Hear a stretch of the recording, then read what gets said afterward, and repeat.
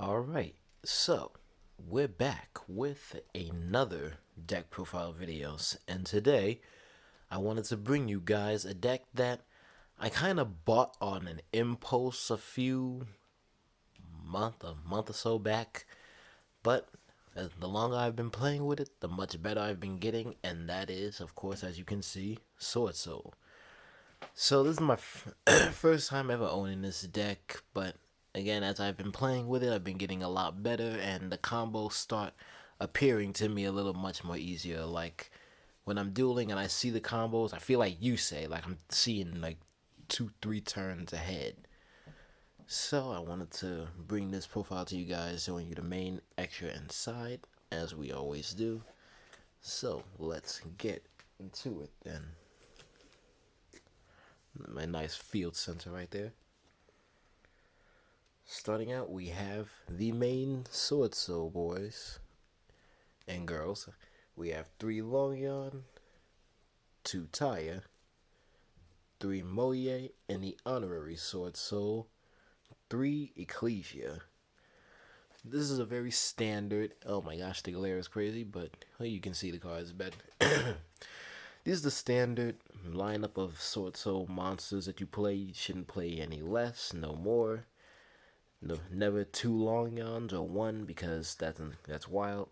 Never less than 3 Moyes, and 3 Taya is because if your opponent makes you go second, they have a field of monsters set it up. This is pretty much a Cyber Dragon. So Longyon, his effect, you can discard a Worm monster or a Swordsoul card, special summon him. That's an activated effect from the hand, and his on-field effect is to activate to summon a token. And when used as Synchro material, his other effect can activate to inflict 1200 burn damage to the opponent. Next we have 2 Taya. He can banish a Worm and or a Swordsoul card from the graveyard to summon a Swordsoul token. And then when he's used as Synchro material, he can dump a Worm monster to the graveyard. Moye is the most important one. When she's summoned, you can reveal 1 Worm or a Swordsoul card in your hand, special summon a Swordsoul token, and when it's used as Synchro material, you can draw 1 card. Keep in mind that if the Swordsoul tokens are on the field, you cannot link summon.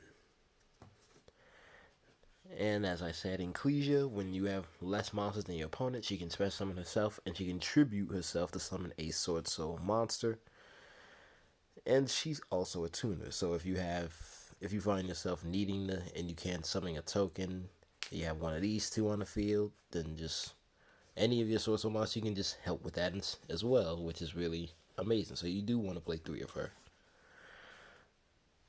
Next up, we do have the Tandy Package, the 3 Ashuna, the 2 Vishuda, the 1 Shithana, and the 2 Adahara. This is the perfect amount of Tenyi monsters that you should play, no more, no less. They help interact with the opponents if they already have things set up. You can bounce monsters, bounce back row, just help do all sorts of things. So Ashuna, if you have no monsters or you control if all the monsters you control are a normal monster, you can special summon it. And then if you control a normal monster, you can banish it from your hand or graveyard. Summon 1 Tenyi monster from your deck. Vishuda is the same deal, just to summon itself, but its unique effect is you can banish it from the hand or graveyard while you control a no effect monster, and bounce a card from the opponent's side of the field to the hand. Shithana is the different kind of one. If your normal monster is destroyed in battle or a card effect while this is in your graveyard or hand, you can banish it, summon that monster, and then destroy 1 face-up card or monster, I believe it was. Yeah, you can destroy 1 monster your opponent controls. So, rarely comes up, but it is here because it's also a level 4, and it helps with the tokens. And then Adahara is here for the sacred plays. But he'll recycle any of your worms, any of your Tenyis, just really helpful. and he can banish himself to add back one of your banished worm monsters back to your hand. And then for the hand trap lineup of choice, we do have the standard 3 Forehead, 3 Ash Blossom, and stop your opponent from interacting with the deck. Can be a turn ender. And then I do like the idea of main decking 3 Droll and Lockbird, because this format we're going into right now, there's going to be a lot of decks that search. So when they search that one card, you want to activate this immediately and then say, all right, that's enough searching for you. And keep in mind, if your opponent tries to tell you that they say they search something already, and then they go activate this other card to search, you can chain Droll and Lockbird to stop that searching, because something's already been added to your hand. Droll knows that, so the card effect just fizzles out. Don't let them try to cheat you. That's it for the monsters. A heavy 25 monster count, as most Synchro decks go. Now for the spells, not too many. We have the 3 Swordsoul Emergence, Zerota of the deck, and the 1 Swordsoul Summit, which is a very important card even if you don't play other worm support monsters. Summit, as I said, is your Rhoda. This is your in-archetype monster reborn. For target a worm, special summon it. And all 4 of these share the effect that if it's banished, you can target a monster on your field, increase or decrease its level by 1. So it helps to go into synchro modulation plays. Next, we have the 2 Heavenly Dragon Circle, which helps dodge stuff like Imperm, Veiler, especially for your Moye specifically. Target a worm monster, tribute it, and add a different worm to your hand. Or if you tributed a non-effect monster, you can special summon the said worm instead. Next up, for my powerful one-ofs, for my tech of choice, I'm playing the Gold Sark, because I will tell you about it in a second. But everyone knows, banish a card, add it back to your hand in 2 turns. The 1 call by, the 1 tactics. I'm opting to play the 1 Vessel because it does help foolish burial stuff that I want in the graveyard. And fresh out of Cyberstorm Access, the 1 Swordsoul Punishment. This card is ridiculous. So if you control a Synchro monster, and you can target a card on the field or in either player's graveyard, banish it.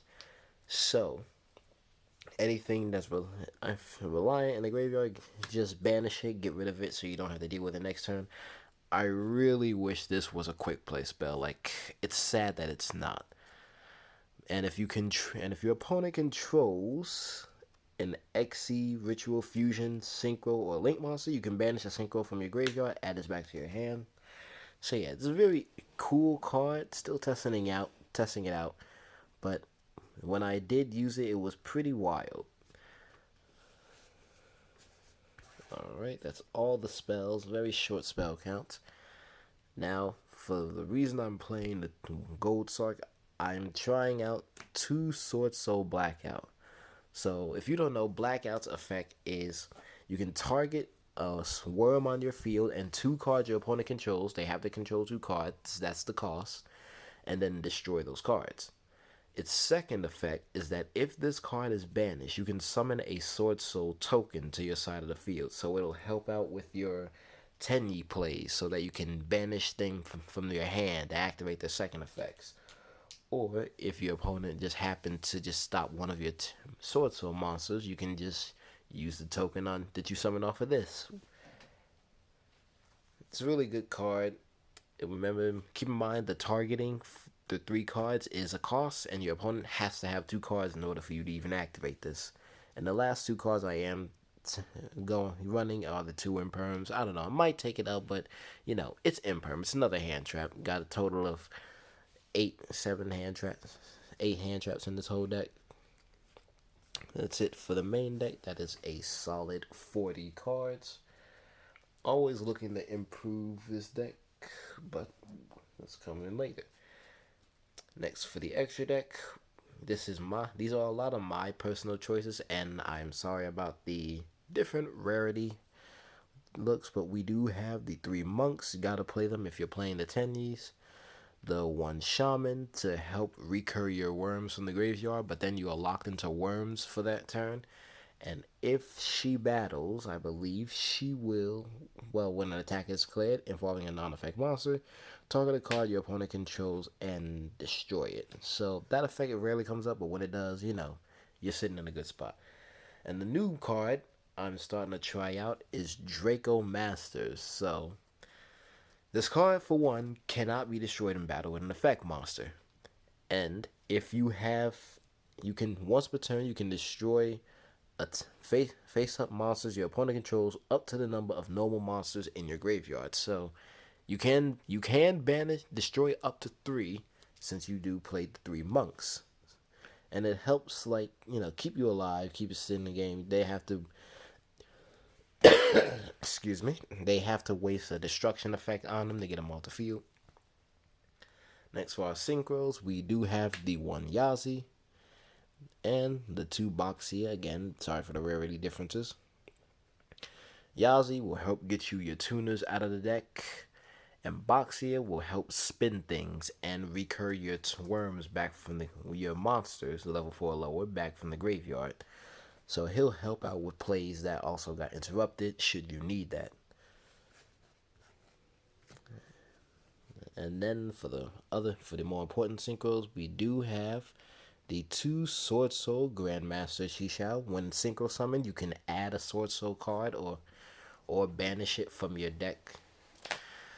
And then during either player's turn, you can banish a worm or a Swordsoul card from your hand or graveyard to target a face-up monster on the field and negate its effects.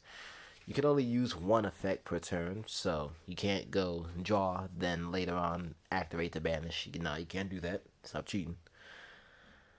The tech card I am playing because it's ridiculous is the 1 Crimson Blader. This card is ridiculous. Man, if you guys don't have this card, I really, really recommend picking it up. But if you don't know its effect, it's pretty straight and simple. If this card destroys an opponent's monster, next turn they cannot summon anything level 5 or higher. No special, no tributing. I believe it just says, yep, you can normal or special summon a level 5 or higher monster. So stops Flundery, stops Despia, stops Kashtira. Just a lot of high level stuff.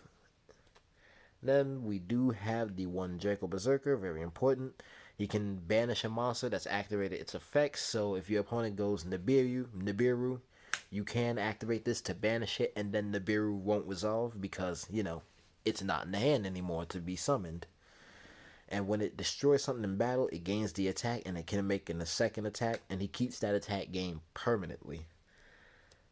Then we do run the Sinister Qinglong, the 1 Baron de Fleur, and the 1 Shengying.